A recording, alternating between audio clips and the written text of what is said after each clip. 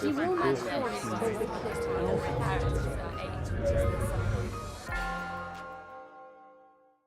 So the big idea introduced yesterday was that of a quantum amplitude, a complex number whose mod square gives you the probability for the outcome of some experiment, some measurement. And we introduced the concept of a complete set of quantum amplitudes, so that if you knew these many, all the amplitudes in a complete set, then you could calculate the amplitudes for any experiment that you might conceive, any measurement that you might make. And I made the point that quantum mechanics is all about going from the amplitudes in some complete set to calculating these other amplitudes for the outcomes of other experiments. So there is a very powerful analogy here between so our knowledge of the state, of the dynamical state of our system is encapsulated in the values taken by these complete sets of amplitudes. So it's some series, it's some set of complex numbers. And there's a very good analogy here between the way that we identify points in space and the coordinates of vectors. So we can use many different coordinate systems and many sets of three numbers to identify one and the same point in space. So points in space are a primitive notion, and the sets of three numbers we use to identify them depend on preference. And you might use, there are many coordinate systems, we might use many different Cartesian coordinate systems, we might use polar coordinates, and the coordinates we use to identify a given point depend on the problem we're trying to solve. Maybe most efficient to use spherical coordinates, maybe most efficient to use a particular Cartesian coordinate system, whatever. So we want, and we find it very useful to have the concept of a position vector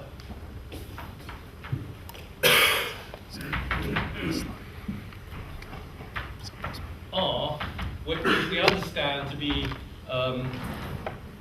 x, y, z. It's a set of three numbers.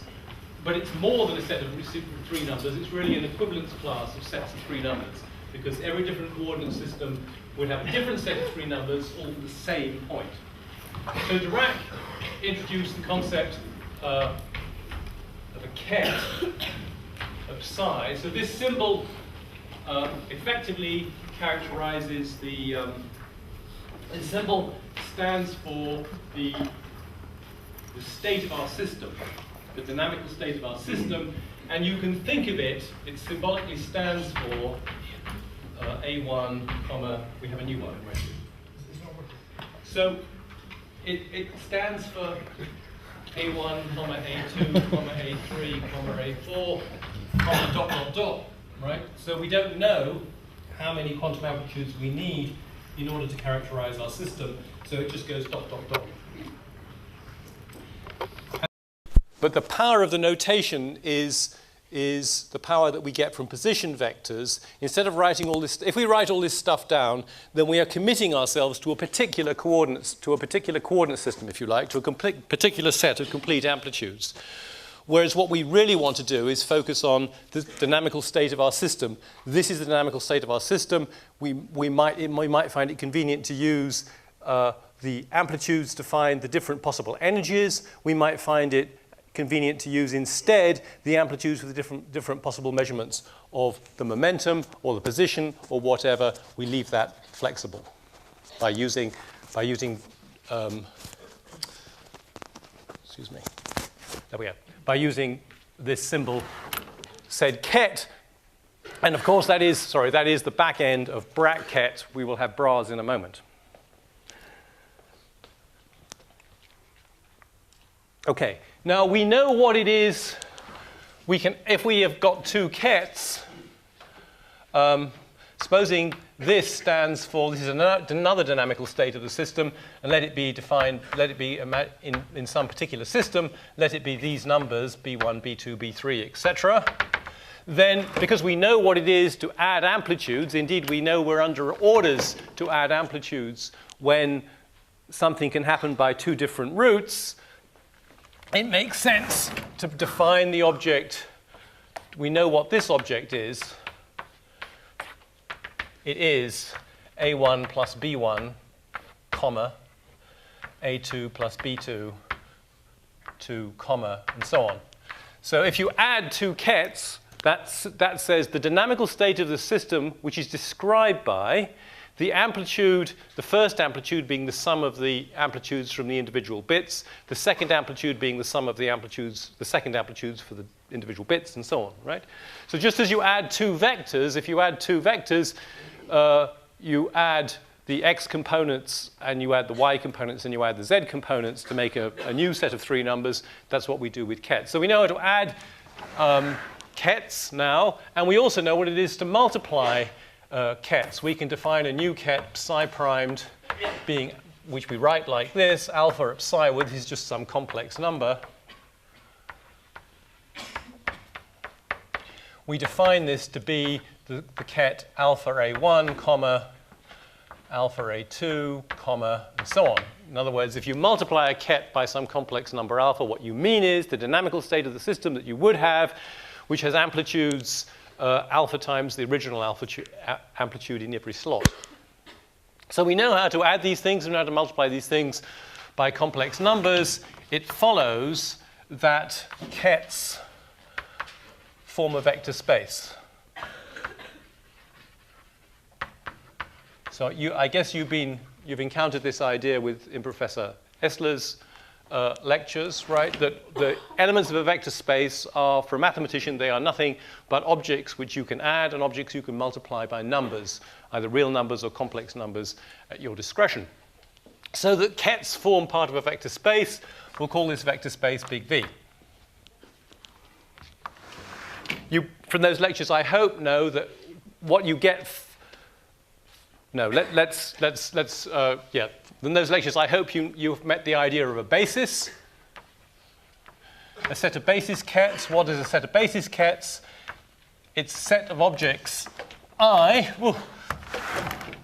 like this, which is such that any ket can be written as a linear combination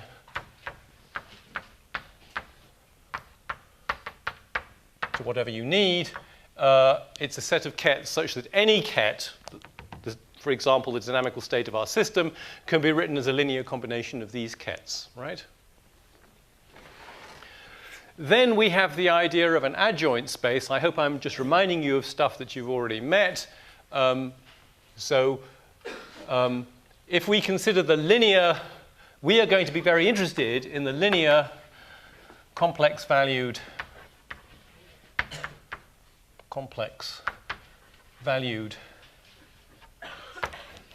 functions on kets. A mathematician would say on V, functions on the elements of V. And you might imagine traditionally you would say, okay, f of psi is a complex number. The complex number in question is going to be the amplitude. The reason why we care about these functions is because these complex numbers are going to be the all-important amplitudes for something to happen, for something to be measured, right? And that's, we're completely focused. All this mathematical apparatus is only there to help us to calculate these amplitudes, because if we can calculate amplitudes, we can take the mod square, and we then have a prediction for what some experiment is going to a probabilistic prediction for what some experiment is going to yield. Okay, so we're interested in these complex valued functions. I'm just saying that they're going to turn out to be the amplitudes. I'm not establishing that at this point. And the thing is, we don't actually use this notation. The notation we use is this, but these mean the same thing. Bracket opening, sort of angular bracket opening this way, f of psi. This thing here means the function f evaluated on psi means that it is a complex number. It is going to be interpreted as an amplitude for something to happen. And this gives us the idea of saying that f, so this thing is a function, a linear complex valued function, is called the bra f. So we've got kets, which define dynamical states of our system, and we've got bras, which are functions on the dynamical states of the system which extract the all-important amplitudes. The kets form a vector space. Because it's a vector space, it must have bases like that up there. And the bras also form a vector space, as I hope you've discovered in Professor Essler's lectures. So the bras form the adjoint space.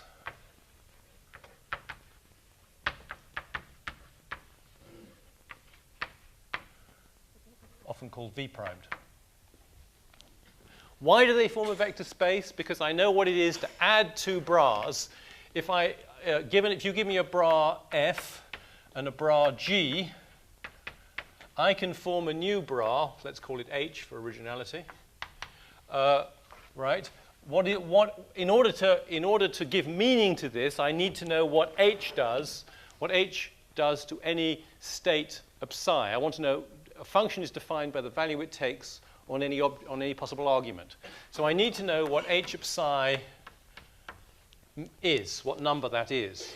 And I define it to be F of psi plus G of psi, which of course is a perfectly well-defined expression because this is a complex number, this is a complex number, and we all know how to add complex numbers.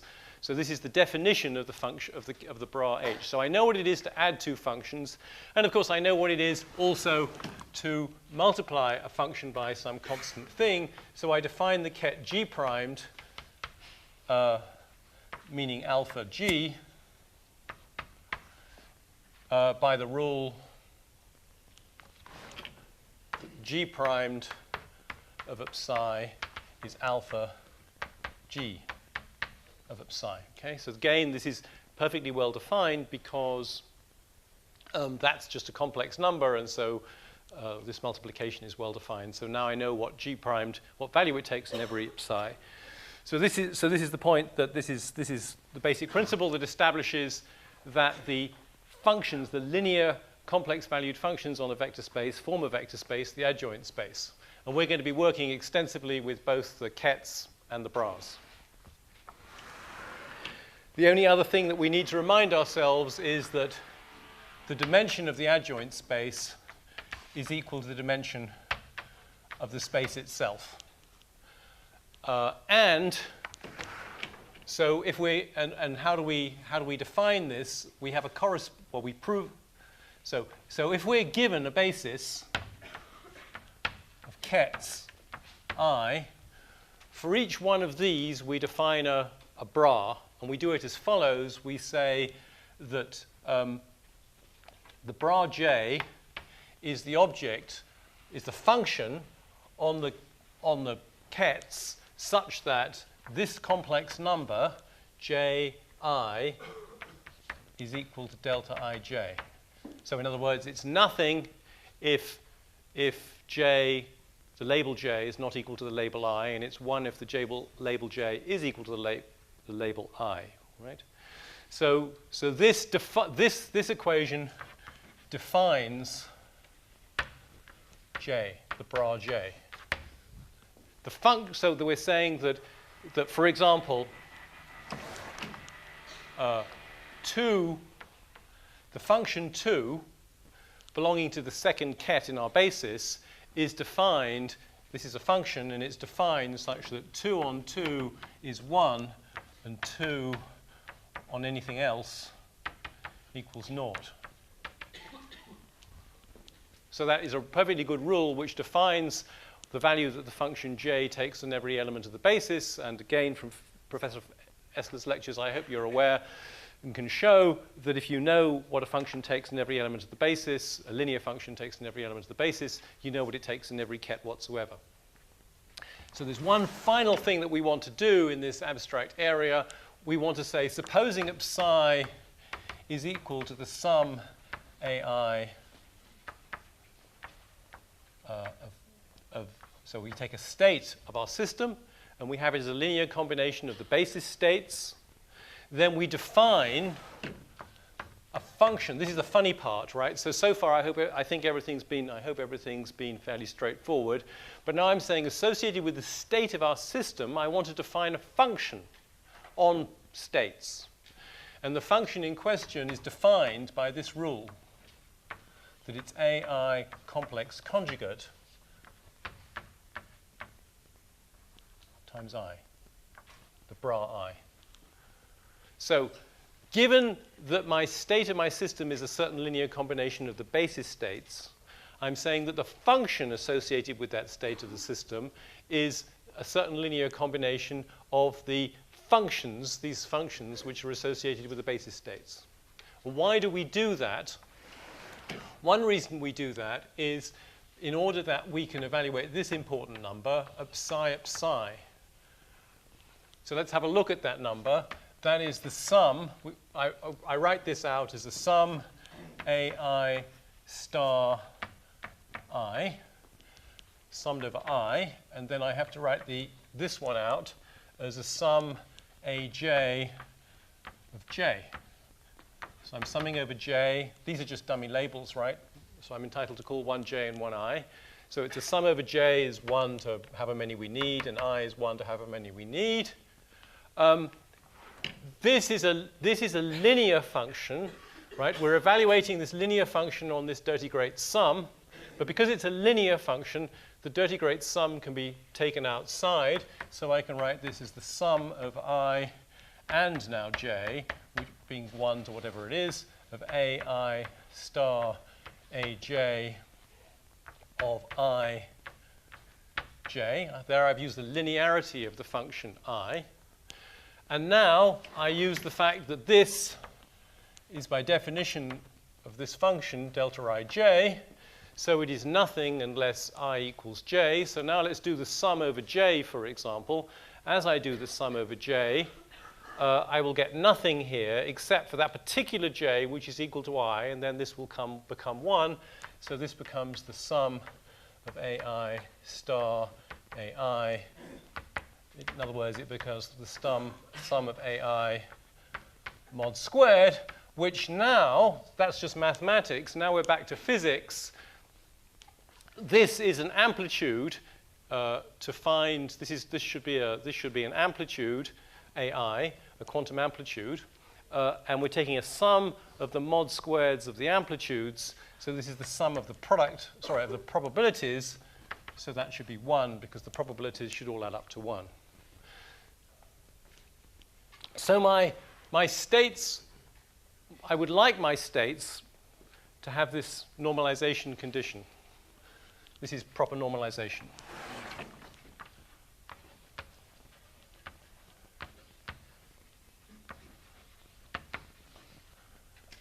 Is that the state times its bra should come to 1, not any other complex number. That particular complex number, 1. Okay, so that's the basic principles of Dirac notation. And now let's just talk about the energy. Let's have a look at this better understanding of what this physically means by looking at the energy representation. So supposing in certain circumstances, for example, if you've got a particle that moves in one dimension, then it's possible trapped in some well, then it is possible to characterize the dynamical state of this system simply by giving the amplitude to measure the possible values of the energy. So a complete set, so this is not always the case, but for a one-dimensional particle, a particle trapped, this is a very idealized situation, but never mind, trapped in a one-dimensional potential well.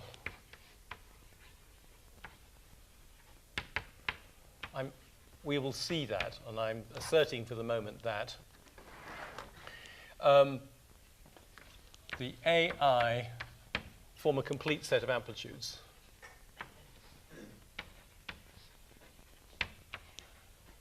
Where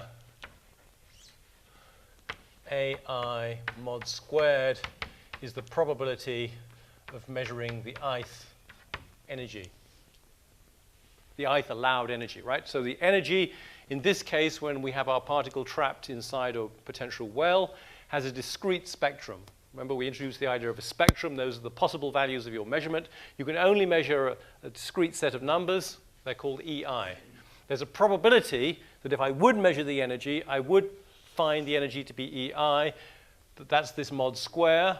And a complete characterization of the system, complete dynamical information, is provided by knowing not only these probabilities, but actually the amplitudes themselves. So you can think of psi as a vector formed by these amplitudes. Now, let's write that psi, the state of our system, is equal, let's be given some basis, and let's write that it's equal to AI I summed over I. So out of these complex numbers, which we know, and some basis, any basis, we can write a symbol like this. That's just a repeat of what we've already done. And now let's ask ourselves, what's the physical meaning of these states? This is expressing my actual state of the system as a linear combination of some states of the system that we've conjured out of nowhere. Right? But each one of these is, according to our formalism, corresponds to a complete set of amplitudes. It's a state of the system. Now let's find out what these ones mean in this context. Suppose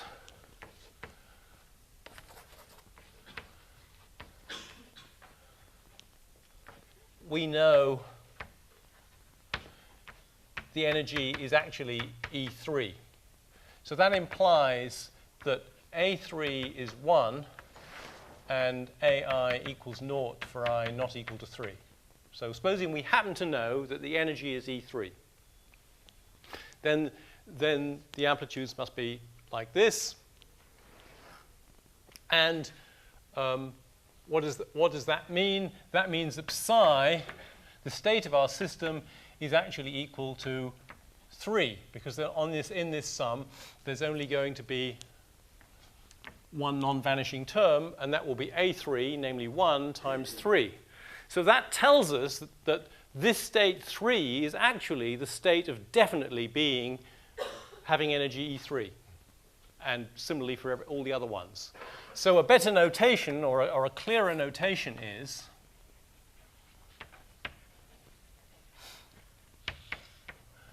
to rewrite that in a clearer notation as that psi is the sum I of AI times EI. This makes it clear what we've just established, that the thing I is actually the quantum state of definitely having energy EI. So we've discovered the physical meaning of those abstract basis vectors when these are the amplitudes to measure the different energies. And this is called the energy representation, right? This is the energy representation. This is when we express the state of our system as a linear combination of states of well-defined energy. This representation plays an enormously important role in quantum mechanics, because it's by going to this representation for mathematical reasons, going to this representation is how we solve the time evolution equation. In other words, we solve the quantum analogues of Newton's laws of motion. It's also, as we will find, a very abstract representation, in the sense that, and this may surprise you, no physical system ever has well-defined energy. So these quantum states are in fact unrealizable in the real world. So this expresses a realizable state of affairs as a linear combination of states that you can never actually find anything in. But it's of enormous technical and mathematical importance. Let's talk now about something, and we'll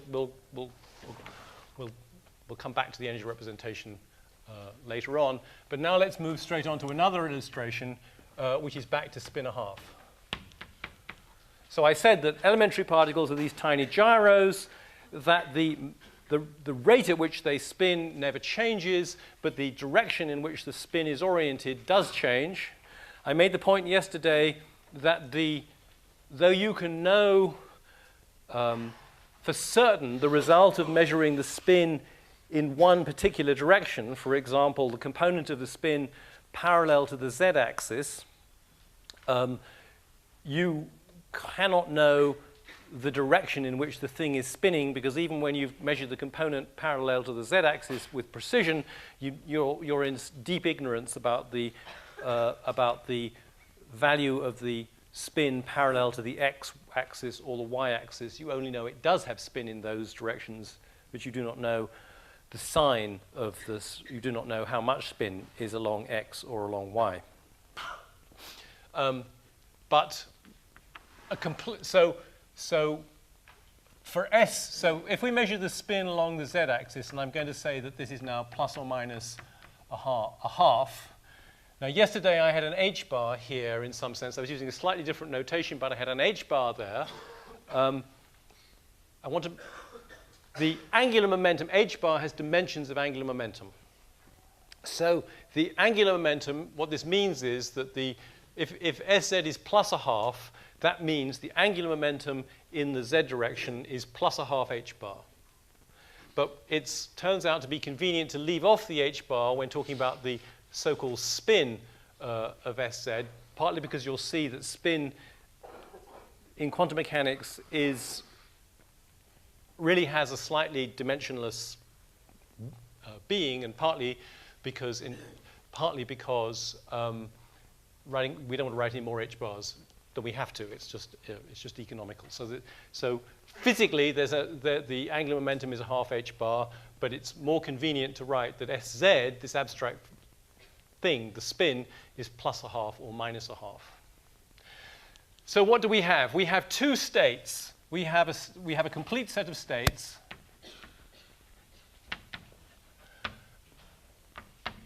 formed by plus and minus. Okay, so this is the state in which I'm certain, if I measure the spin parallel to the z-axis, that I'm going to get the value a half, and this is the one where I'm certain to get minus a half.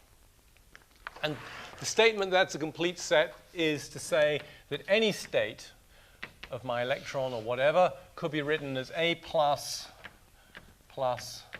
actually maybe it's better to write it this way, A minus minus plus A plus plus.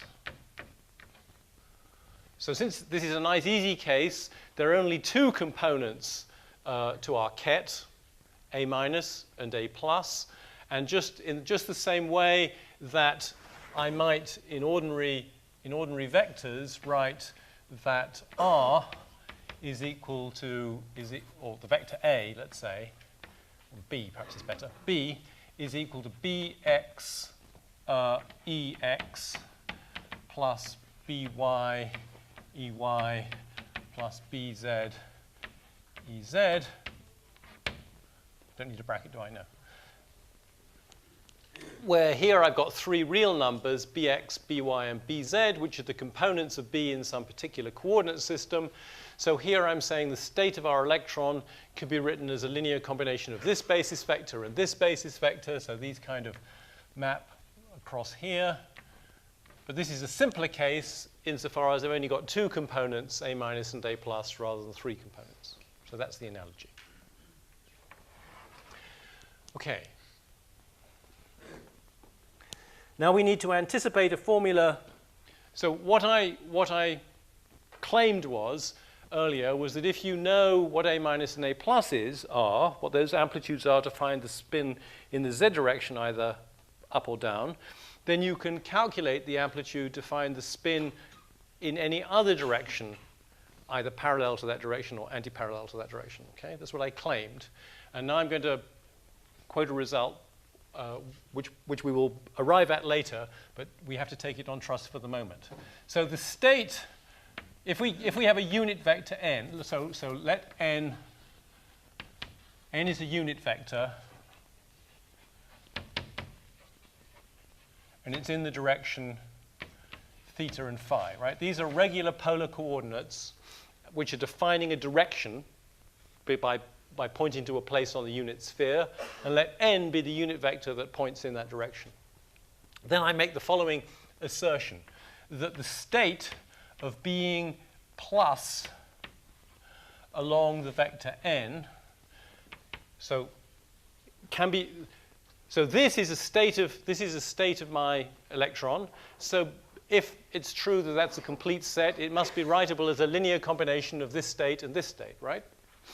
And I'm now going to say that that is sine, I better just check that I'm getting this right. Yep, sine theta upon 2 e to the I phi on 2 of minus plus cos theta upon 2 e to the minus I phi on 2 plus. Now, we will derive, or at least you will derive in a problem, this formula. We will show that why it's true. At the moment, we're just asserting that it is true. So this is a complex number, right? And this is A minus. This is a complex number, and this is A plus. For that particular, for the quantum state of having your spin, of being certain that if you measure the spin along this direction, you get the answer plus a half. Correspondingly, there is a minus object, which turns out to be cos theta over 2 e to the I, phi over 2 minus sine theta over 2 e to the minus I phi over 2 plus. So it's made, of course, this is naturally another linear combination of this and this basis vectors. And now we just have different because it's a different state, it has different A minus and different A plus. Now, in order to calculate something useful, we need to know what the bras are that belong to those, right? So these are the kets. I will want to do something with the bras in a moment. So let's calculate what the bras are. So we have that the bra n comma plus. The rule is that we take the complex conjugate of whatever comes in front of this, and then we change this into a bra. That was the rule we agreed on. So this is going to be sine theta over 2 e to the minus I phi over 2 of the bra minus plus cos theta over 2 e to the plus I phi over 2 times the bra plus. So that's the bra that belongs to that. Now I want the bra that belongs to the other thing. Cos theta on 2. I need to concentrate. E to the minus I phi over 2.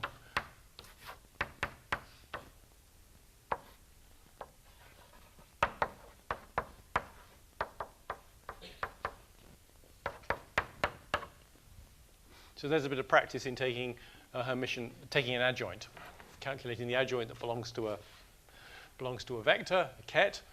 Now what do we want to do? So let's calculate. Let's suppose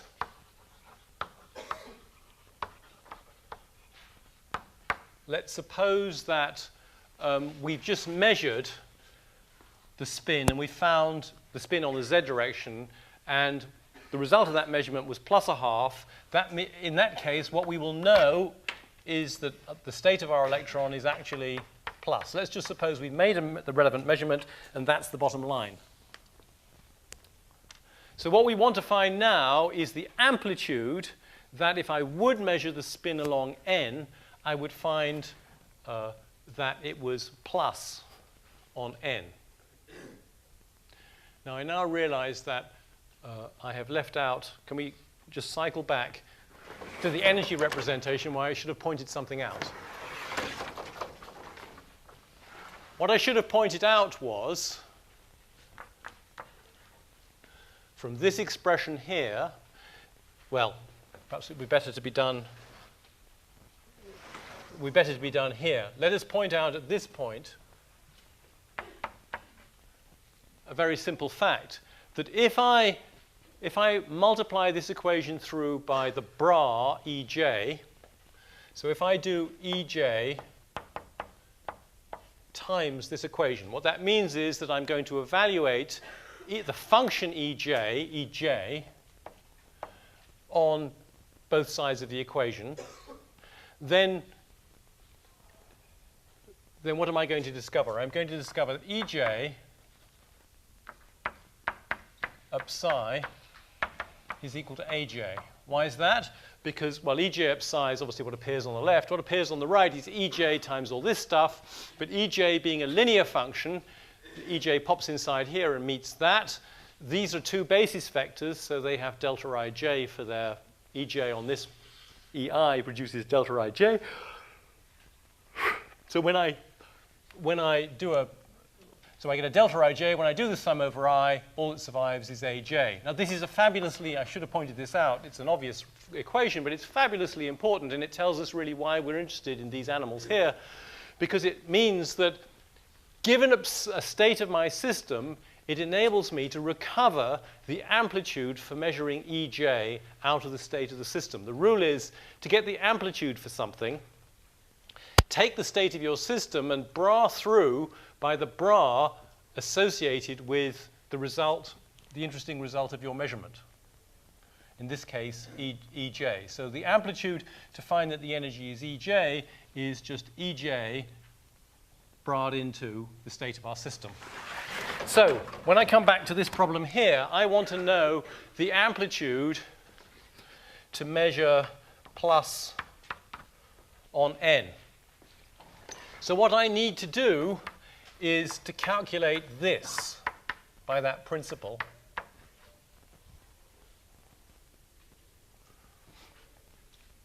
So what I do is I take that n plus thing, this thing, and I knock it into, I bra it into plus.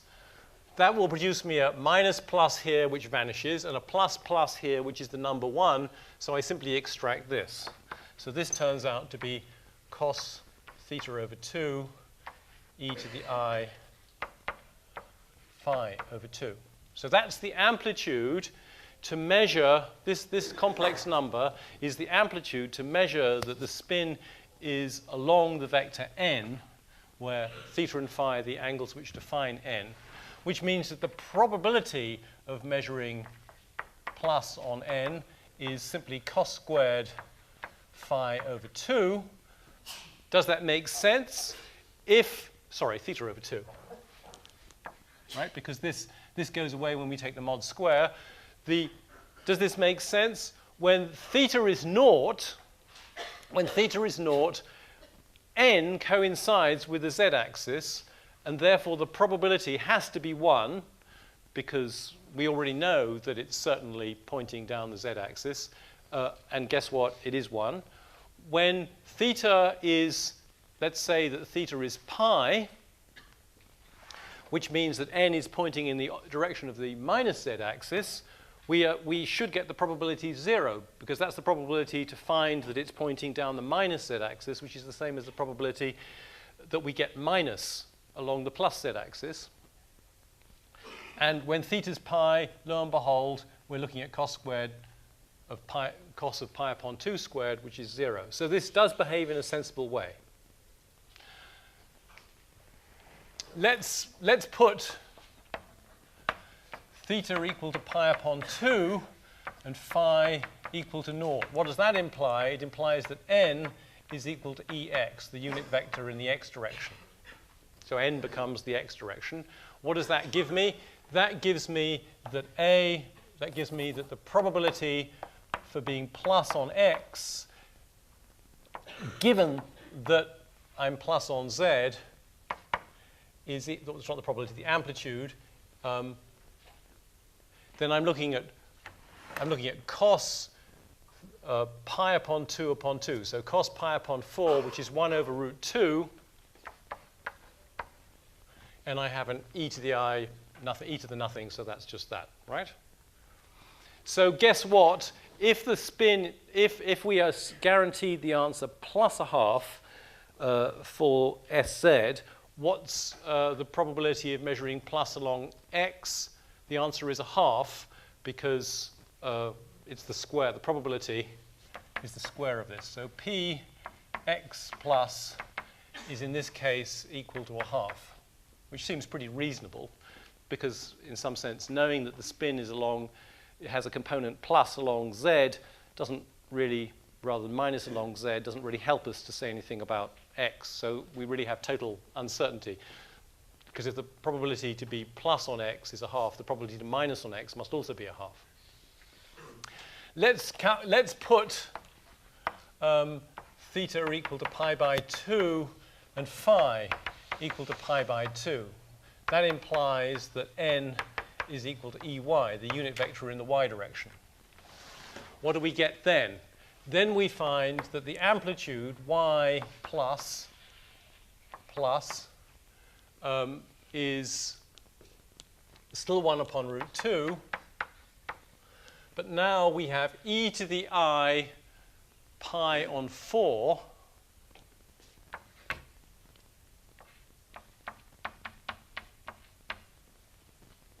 so the amplitude is now genuinely a complex number, whereas in the x case it was a real number.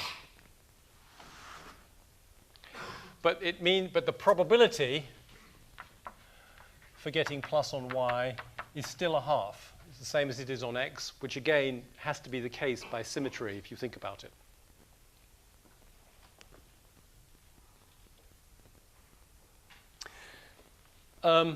If we calculate the corresponding negative amplitudes, let's calculate x minus the probability. Let's find the amplitude that it's pointing minus on x.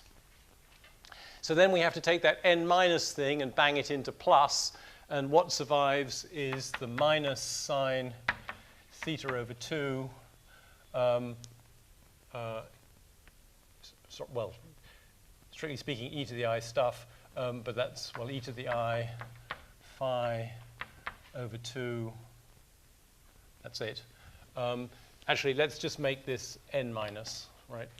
Then now I can, from this formula, deduce the x and the y ones, which is what I want to do. I have that x minus plus, I have to put theta upon 2 in here. This is going to be minus 1 over root 2. And I'm going to have that y minus